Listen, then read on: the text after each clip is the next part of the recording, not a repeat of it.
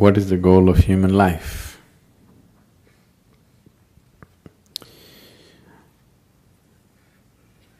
What is the purpose of human life? Or in other words, why life? That's a question. When it comes to life and existence, you never ask why. When it comes to fundamental existence, you never ask why. Because if you ask why, then I have to tell you a story. When I say a story, even if it's a real story, a real story, whatever I speak, if it is not in your experience, it is just a story.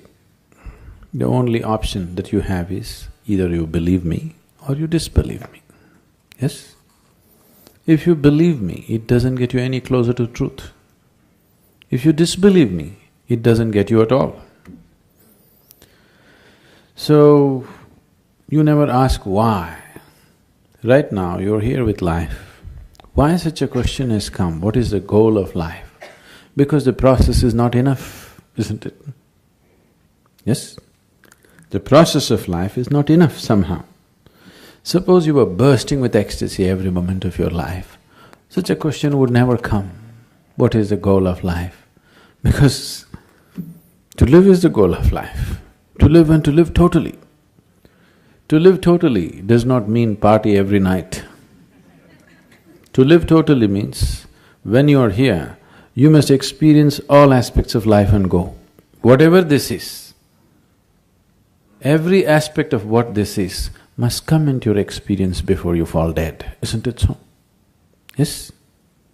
This must happen, isn't it so, for every human being? Or do you want to just experience 10% of you and go away?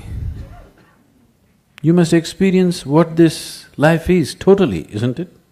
Before you go, you must experience this. If you do experience that, then such questions will never arise in your mind because that's not the way existence is. Logically, your question is very correct. Okay, I'm living here, what is the goal of my life? If I tell you the goal of your life is you must attain to God, so we are making lots of assumptions, isn't it? We are making assumptions about various things which are not yet in our experience, isn't it? The moment you make assumptions about things which are not in your experience, you will become hallucinatory.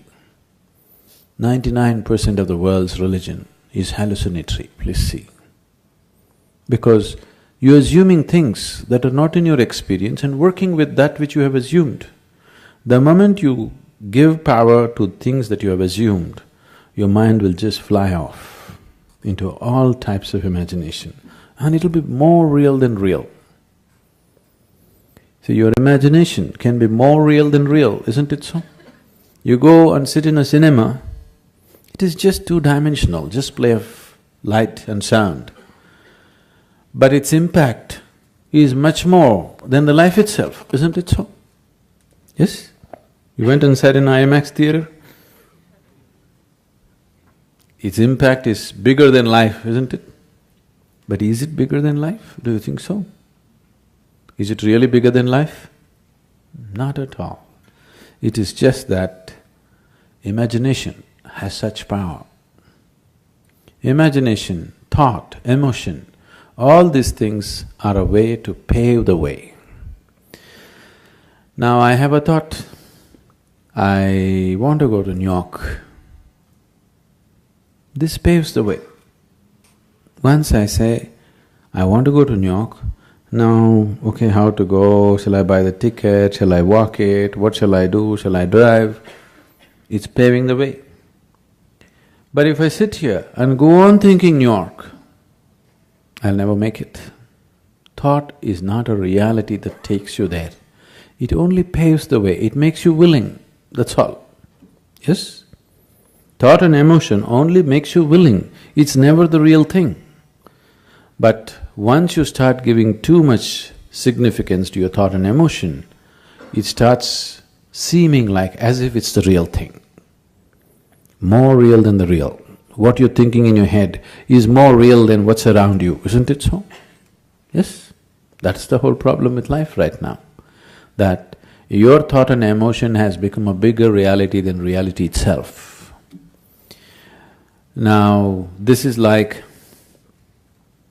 if you go probably in the countryside, there'll be, what do you call them? We call them handpost. What do you call them here?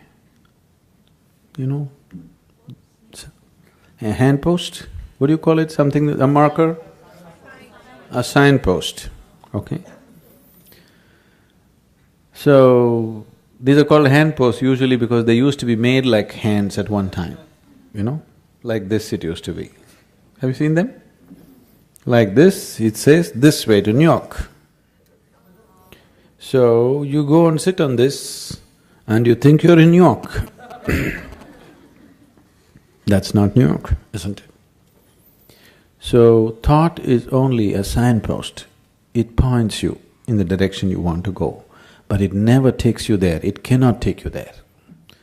But people who think it is taking them there have become hallucinatory in such a way that even reality cannot get them out. Even if you poke them with a knife, they will not know, they're somewhere else. Their thought and emotion is far more important than that.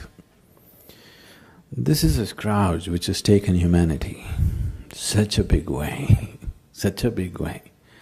And of all the type of thoughts and emotions that we generate, the religious thought and religious emotion or spiritual thought and spiritual emotion are most dangerous because they're powerful, empowered by the otherworldly. Because of that kind of power, it just rules people. It just rules people so deeply. And we can always see that some other religion that you don't belong to, what stupidity, what nonsense they're doing, but what you're doing is just never visible, isn't it? Yes? Isn't it so? Isn't it happening every day?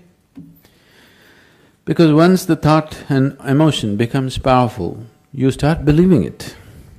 Once you start believing something which is not yet in your experience, you are a dangerous human being. Because all the conflict on the planet, even today, what's happening, though people try to project it as it is good versus evil, though people are trying to project it as good versus evil, it is not about good and evil. It is always about one man's belief versus another man's belief, isn't it so?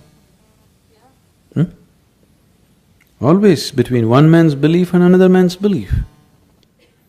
Why can't we be sincere enough to simply see whatever we do not know as we do not know? What is the problem? This is the biggest human problem. They can't see that they don't know. They have to bullshit themselves all the time. And this is not a joke. This is a terrible tragedy on the planet, isn't it? This is not a joke, this is not a simple thing. It has cost phenomenally for human life on this planet, phenomenally, and still continuing to cost. But what we think and feel is so important, isn't it? So, what is the goal? What if there is no goal? What will you do? Will you die tomorrow? Suppose there is no goal. What to do? You want to die? Isn't it wonderful? There's nowhere to go. Yes? Isn't it really great? There's nowhere to go, you don't have to work your way to heaven, you can just live here happily. No, we are going to heaven. If you're so sure you're going to heaven, what are you waiting for? If you're so dead sure you're anyway going to heaven, what are you waiting for? I can't understand the logic. Huh? Waiting for the ticket. All you have to do is go and cut your throat in front of the temple. You understand? Whichever is your favorite temple, it'll happen. People 100% believe after I die, I will go to the lap of God. If you are going to the lap of God, you should not delay it. Really. Isn't it so? Such a sacred duty, can you delay it? You must go today, not even tomorrow. No, you want to live long. So why are you postponing such a wonderful opportunity? That's because you're full of bull. You tell yourself things which are not yet a reality for you. I'm not questioning whether these things exist, not exist, but it's not yet a reality for you. If you talk about things which are not yet a reality for you, to put it very bluntly, it just amounts to lying. This lying has cost phenomenally for individual human beings and for the whole humanity in a big way. For more on Sadhguru, visit www.ishafoundation.org.